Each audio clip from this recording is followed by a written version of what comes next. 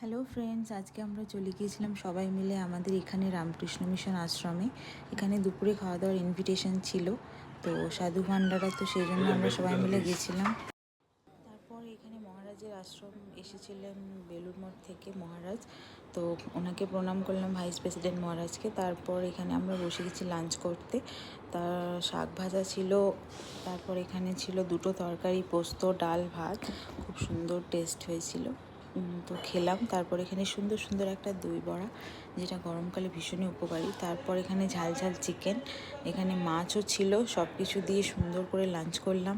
শেষ পাতে দই, মিষ্টি, চাটনি, পাঁপড়, সব কিছু দিয়ে একটা খুব সুন্দর লাঞ্চ হলো। লাস্টে পায়েস মায়ের প্রসাদের, সেটা তো অসম্ভব সুন্দর ছিল। সব কিছু দিয়ে খুব ভালো করে আমরা লাঞ্চ করলাম। এখানে পিসিমণিও চলে এসেছে, পিসিমণির সাথেও একটু দেখা হয়ে গেল আর একটু গল্পও হলো। শেষে আমাদেরকে দিয়েছিল মিষ্টি পান। মিষ্টি পান খেতে খেতে আমরা বাড়ি চলে এলাম।